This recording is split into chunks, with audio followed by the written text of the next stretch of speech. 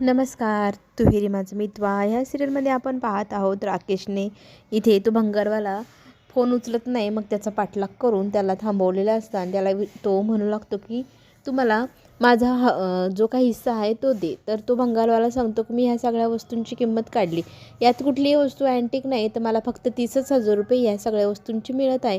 तर मी तुम्हाला देऊ किती आणि ठेवू किती? आधीच 20,000 रुपये मी त्या मॅडमला दिले. तर इथे तो म्हणतो अजून 10,000 रुपये तरी दे, आणि मग भंगारवाला 10,000 रुपये त्याला घाबरून देऊन तिथून निघून जातो. इथे राकेश मात्र आता संतापलेला असतो, काय करायला गेलो आणि कायच होऊन बसलं. इथे मात्र आपली ईश्वरी राग भरलेली असते अर्णववरती. कुणाशी ती काही बोलत नाही. मामा आणि अंजलीताई तिच्याशी किती बोलतात, पण ती काही शब्द बोलत नाही. मग त्यांच्या लक्षात येतं ह्या दोघांमध्ये नक्कीच काहीतरी झालं आहे. तर काय झालं आहे म्हणून तिला इथे अंजली विचारू लागते, तर ती म्हणते काही नाही. बरं, आता नवरा बायकोतली गोष्ट तिला नाही सांगायची, तर अंजलीही शांत राहिली. तितक्यात वल्लवी येते संताप करत की ही मुलगी US ला निघून नाही गेली, मला भेटली पण नाही, जशी काही लावण्य गेल्याचं दुःख वल्लवीला होतच आहे. आणि त्यातच अंजली सांगू लागते की जाऊ दे ना मामी, तिचं काहीतरी काम असेल. खरं तर तुला एक गोष्ट सांगायची, स्टोर रूममधलं काही सामान जे भंगार होतं ते आम्ही ना भंगारवाल्याला देऊन टाकलं. ही गोष्ट ऐकल्यानंतर मामी ताडकन उठते. तुम्ही हे मला न विचारता का केलं असं विचारू लागते. काहीही कुणाचं न ऐकता ती तातडीने त्या स्टोर रूममध्ये निघून जाते आणि तिथे जाऊन तिची वस्तू शोधू लागते. आणि अर्णव इथे आलेला असतो. ईश्वरीकडे कॉफी न मागता अंजलीताई मला कॉफी दे असं म्हणू लागतो. मग इथे अंजली म्हणते तुमच्या दोघांमध्ये काही झालं आहे का? नवरा बायकोच्या भांडणात काय मी पडत नाही, आणि तुला कॉफीही मी काही देणार नाही, तुझ्या बायकोला सांग असं म्हणत ती बोलू लागते. तितक्यात ना जाऊ द्या ताई असं म्हणत लगेचच ईश्वरी म्हणते काही लोकांना ना कुठलीच गोष्ट लवकर कळतच नाही असं टोमणे मारू लागते. ईश्वरीला मग अर्णव म्हणतो तू मला टॉन्ट मारते का? तर ती म्हणते हो, तुम्हाला कळत नाही काय सांगितलेलं. तर इथे मामा म्हणू लागतात तुमच्या नवरा बायकोमधली जी गोष्ट आहे ती तुमच्या दोघांमध्येच ठेवा, आमच्यासमोर भांडू नका, असं त्यांचं बोलणं चालू असतं.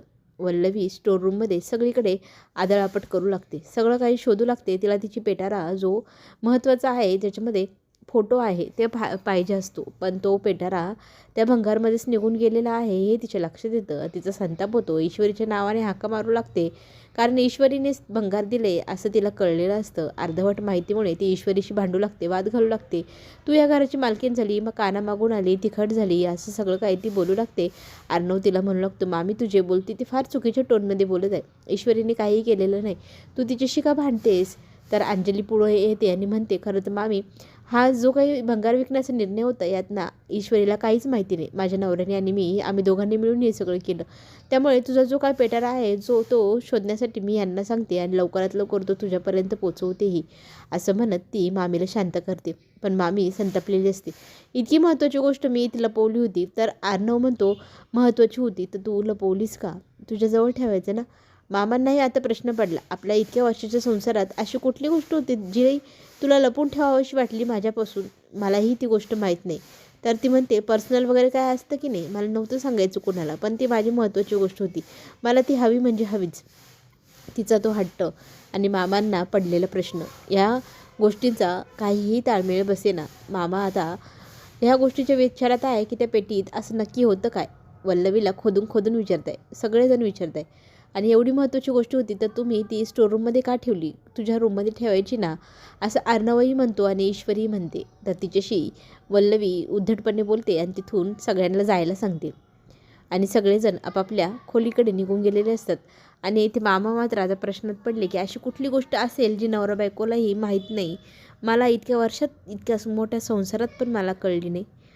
आणि वल्लवीचा संताप झालेला असतो. आता ती कोणाशी काही न बोलता ती तिची शांत झालेली असते आणि पुढे काय करावा ह्या गोष्टीचा विचार ती करू लागलेली असते. पण पेटाला आता शोधावाच लागेल. अख्खे भंगारवाले उलटे पालटे करायची ठरवलेलं असतं.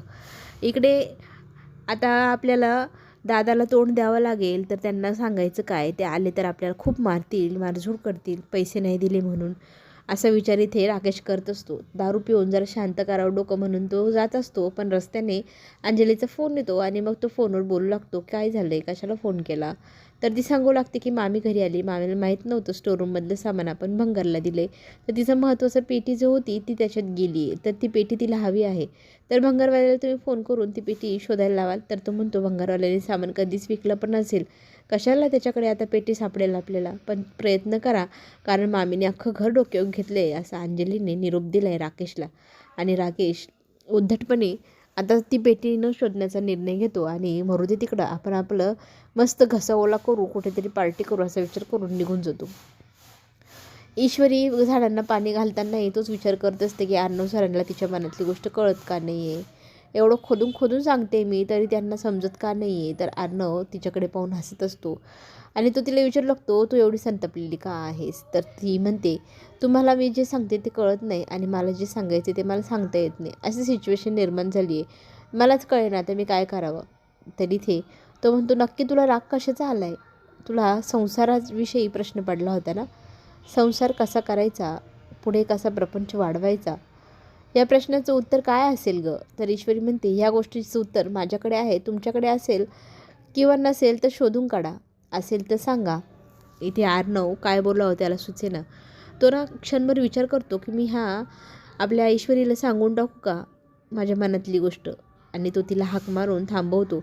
ईश्वरीचा संताप झालेला असतो की यांना माझ्या मनातलं समजत का नाही. ती मोठी मोठी डोळे वटारलेली करून त्याच्याकडे पाहते आणि तो तिला घाबरून पुन्हा एकदा स्वतःचं जे काही मनातलं सांगायचं असतं ते विचारच सोडून देतो. नको, एवढी चिडलेली आहे ह्या सिच्युएशनमध्ये, तिने मला नकार दिला तर, ही भीती त्यालाही वाटते. आणि इथे तो प्रपोज करत नाही आहे आणि ईश्वरीही प्रपोज करत नाही आहे, तिलाही सांगता येत नाही. या दोन्ही गोष्टीत ना नक्कीच काहीतरी तिसराच मोठा ट्विस्ट निर्माण होणार, तोही आपण पाहणारच.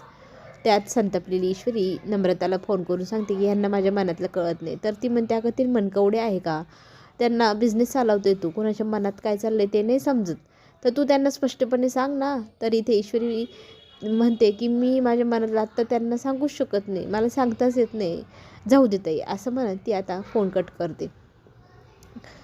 दोघंही आता एकमेकांना सांगण्याचा पुढाकार घेतच नाही आहे, तर ही गोष्ट एकमेकांना ते सांगतीलच कसे की माझं तुझ्यावर प्रेम आहे, किती प्रेम आहे.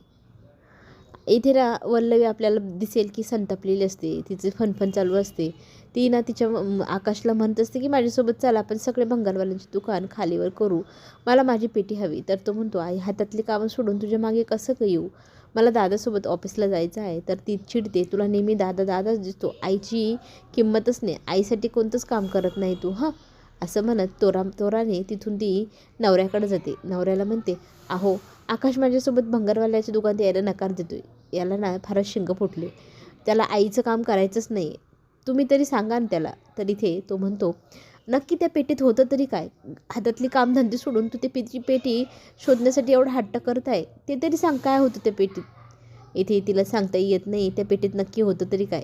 माझ्या भावना जोडल्या होत्या असं ती जेव्हा म्हणते ना, त्यावेळेला मामा म्हणतात, भावना हा शब्द तुझ्या तोंडातच चांगला दिसत नाही, भावना म्हणजे काय असतं तुला माहिती तरी आहे का, तुला ना मी फारच चांगला ओळखतो, तुझं काहीतरी स्वार्थ असेल त्या पेटीमागे.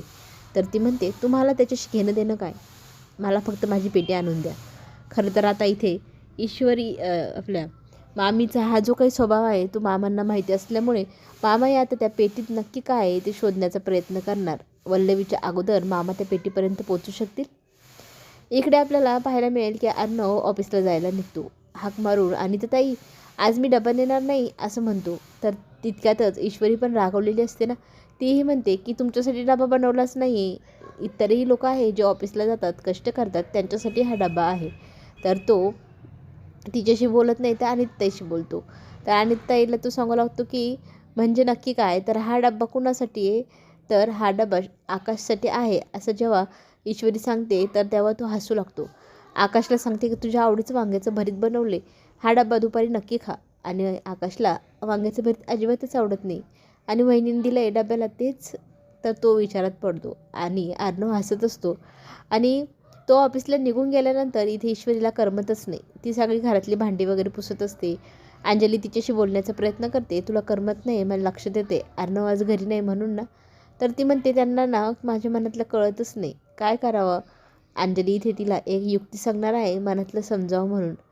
इथे कितीतरी वेळ विचार केल्यानंतर अर्णवचे लक्ष येते की आपण आपल्या मनातली गोष्ट ईश्वरीला सांगायला हवी, आपण किती प्रेम करतो तिच्यावर हे तिला कळवायला हवं. राकेशला रस्त्यामध्येच त्या दादांनी शोधून काढलं आणि त्याला धमकी देत आहे की आमच्या मोठी बॉस आहे, त्याच्याकडे तुला आता यावंच लागेल, पैसे तू देत नाही आहे तर तुला आता त्यांना भेटून काय करायचं तिकडेच कर, असं म्हणत त्याला तो कानाखाली मारतो आणि राकेशला घेऊन जातो. चला तर मग पुढे काय होणार पाहण्यासाठी पुन्हा भेटू. चॅनलला सबस्क्राईब नक्की करा.